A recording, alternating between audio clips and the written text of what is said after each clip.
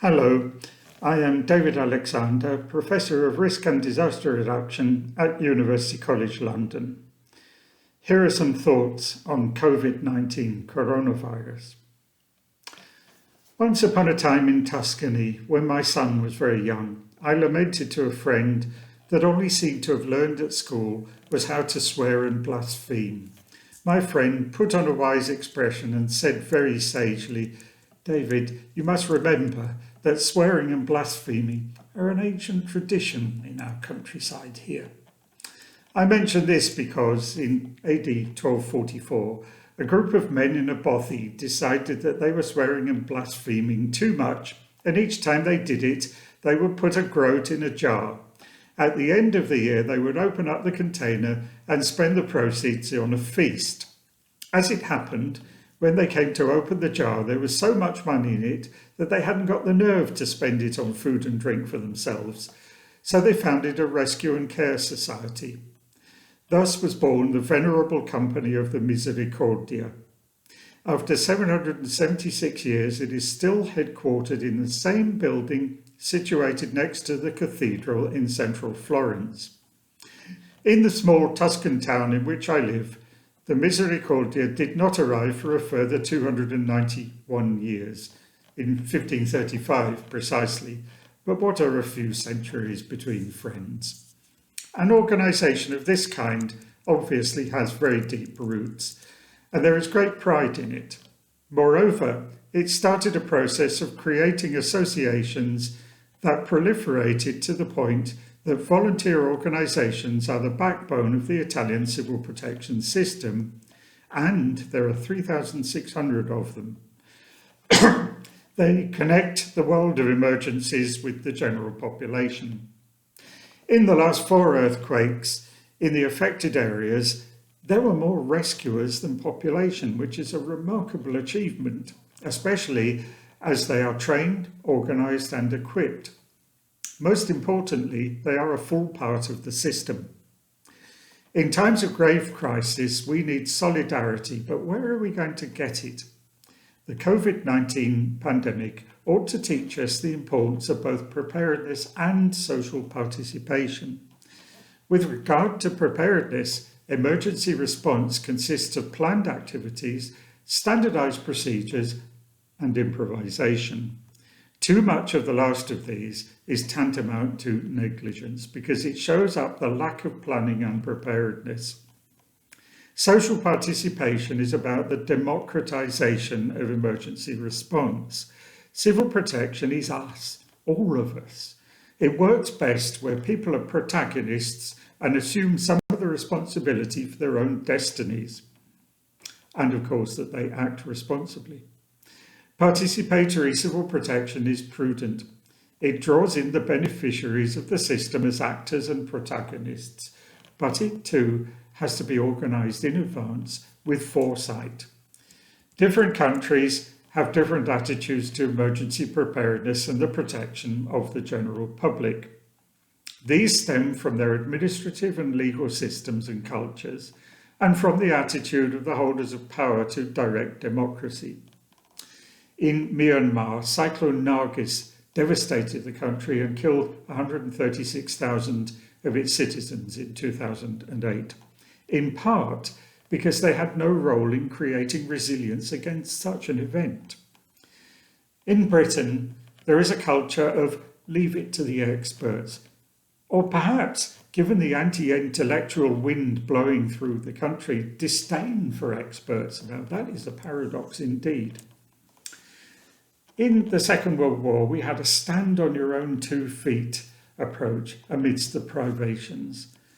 But since then, there has been a gradual and sustained retreat from personal responsibility in favour of leaving the work to officialdom and blaming officialdom when there are shortcomings in its response. There has also been the ideological assault of Thatcherism, a retreat from social provision, and a gradual abandonment of the idea of participatory democracy. "There is no such thing as society," she said, and did her best to make it a self-fulfilling prophecy. At the same time, control of the country's assets became ever more centralised. Britain does not lack a social conscience or sensitivity to social issues. Many people labour ceaselessly to provide what the state has increasingly turned away from. When there is a major crisis, the response is generally to revive what sociologists call the therapeutic community, but it has been weakened. Britain follows not the continental European model of solidarity, but the American model of individualism, and this is particularly true in civil protection. It is a pity as the United States has lost the leadership in this field, if they ever had it. The coup de grace was the response to Hurricane Katrina in August 2005. It was a model of inefficiency and failure. Commentators and officials used to say that Britain does not have disasters. We have instead major incidents. Why should we be so reticent about calling them disasters? And that's a mystery to me, for disasters is what they are. COVID is rather more than a major incident. It is a gargantuan civil contingency that will leave its mark for decades to come among those who survive it. There was a period in the decade of the 2000s and then the early 2010s in which pandemics were the focus of emergency planners' attention. They were then supplanted by a renewed emphasis on counter-terrorism that in turn was overlain by frantic preparations for the supply chain disaster of Brexit. Emergency response is unfortunately very much a flavour of the month business, just like ice cream shops. Looking at the current British response to COVID-19, it is difficult to see quite where all that effort on pandemic emergency planning went. Perhaps the answer is that it is too difficult to plan a system that has been decimated after 8 years of draconian budget cuts. However, it is not exactly easy to organise an alternative system in the thick of the emergency. Now, voluntarism comes in three types: spontaneous, organised, and incorporated. The last of these, incorporated and also organised, makes a real civil protection system happen. The first is inefficient because it's shorn of training and equipment. It is not adequately absorbed into the emergency response machine, and it has to be organised with much effort on the spur of the moment.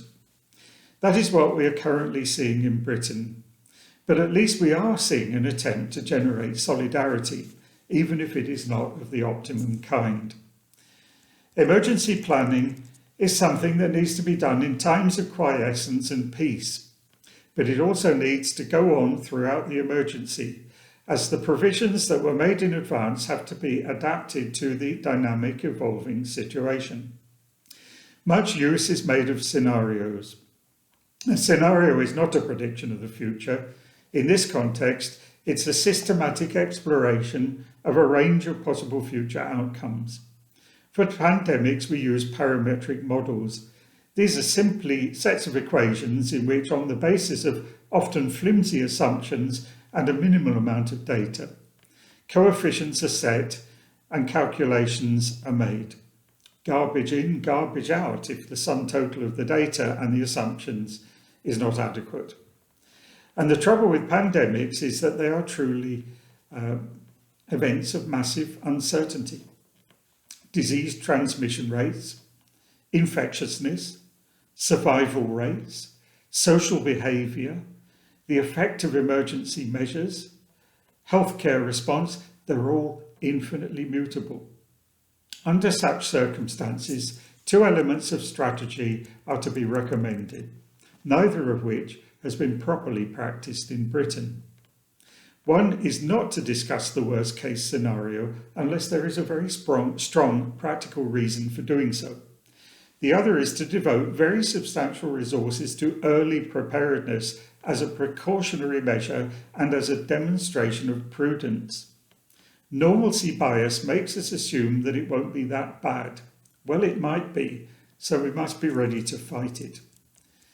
Besides COVID-19, the shadow of another phantom stalks us. That is the Hollywood model of emergencies. Research, including my research, shows that it is remarkably resilient, not only among the general public, but also, unfortunately, among the emergency response community and the political classes. In essence, the Hollywood model is one in which a destabilising emergency causes the breakdown of society, revealing the essentially selfish, self-seeking egotism of its members. The antidote is martial law. There have been rumours about preparations for this in Britain, a country which tends to look upon emergencies as public order problems. If ever we arrive at such a situation and troops are deployed on the streets, it will be a sad, sad indictment of British society. It would presuppose that, by and large, people have no social conscience and the fabric of society is completely threadbare. As that seems unlikely, I think the model should be dropped like a hot potato, as it is well to remember that outbreaks of looting tend to occur strictly where there are substantial preconditions for them. They do not happen spontaneously in a completely unpredictable manner, nor do other forms of antisocial behaviour. In this, I fear we reap what we sow. Disasters need to be seen in the context in which they occur. I nearly said in the context in which we generate them, for they're anything but natural. Identity politics, scapegoating, contraction in the welfare safety net and public services, all these impinge negatively on the developing disaster scenario. For many people, COVID-19 is a bolt from the blue. It either is or will become a major source of anxiety and destabilisation in their lives. Yet what is happening is predictable and was predicted comprehensively and repeatedly. The question is, who is listening, or who was listening, and who was willing to act? There is now a major opportunity to rethink the tenets of modern life and refound them on the basis of prudence, solidarity, and participation. Let us not forget that for the inhabitants of Syria, Yemen, and all those places where grinding poverty routinely overwhelms people, existential threats have been the normal way of life since time immemorial, effectively. The influenza pandemic of 1918 to 1920 killed most of its victims in developing countries that entirely lacked healthcare systems. That is a sobering lesson. Amartya Sen wrote that healthcare is a prerequisite for development. Well, never more than now. Thank you for listening.